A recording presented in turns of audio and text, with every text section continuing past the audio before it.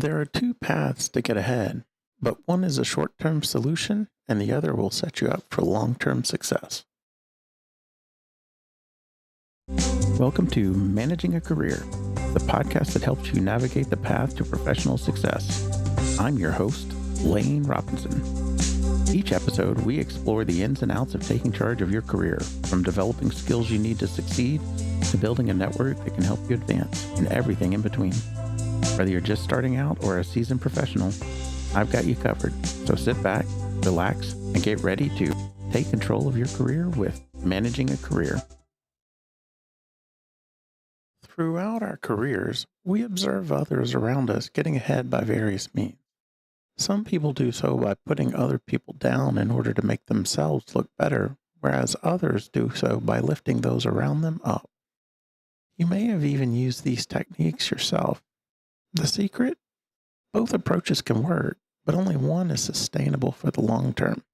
Let's take a look at the longer term impact of each.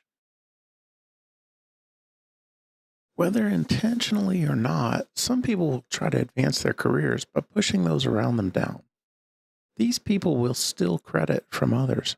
They will undermine the success of those around them, and they will secretly work to cause a rift in the team in order to distract others from their actions.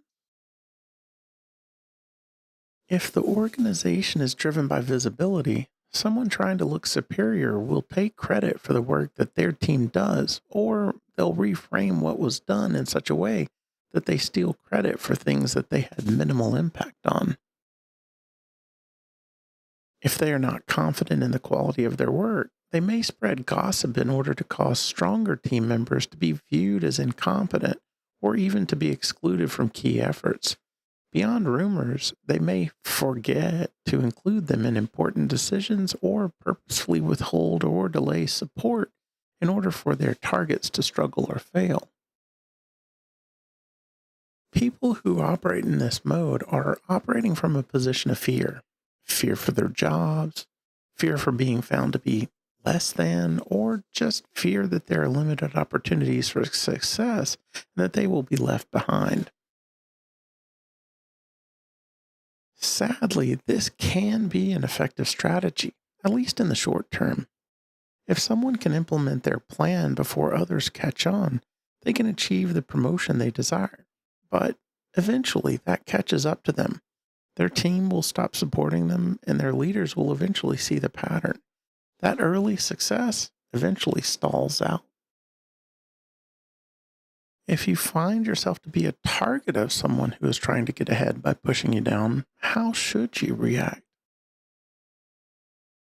Start by proactively reporting your status to your leaders.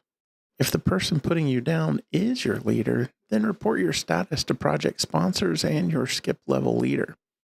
Review episode 44 for more information on reporting status.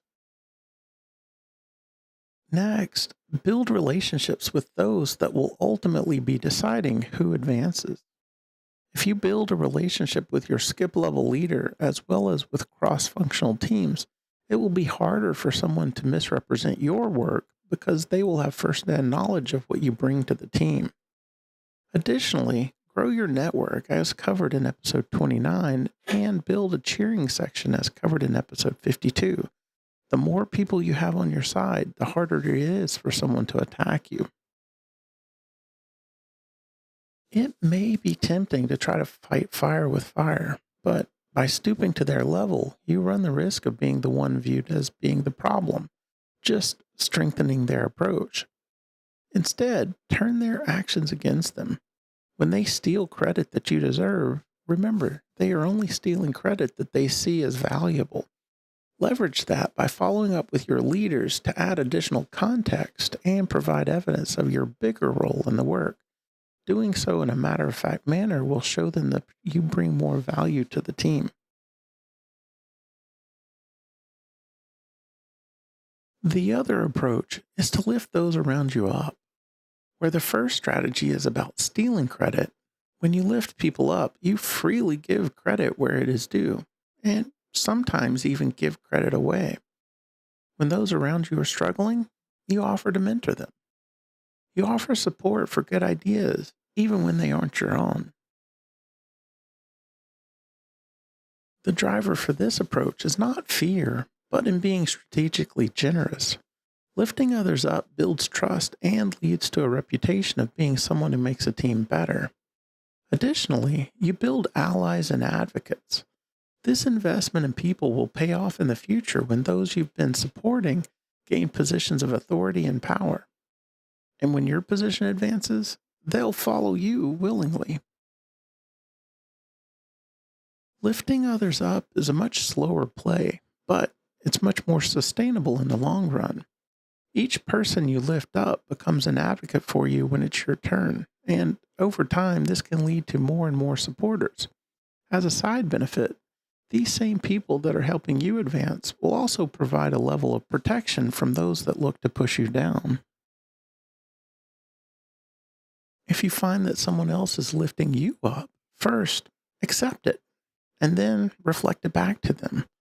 When they bring attention to your work, offer a response along the lines of, "Thank you. A big reason that I was able to be successful on this project was because of all that I've learned working with," and then whoever that person was.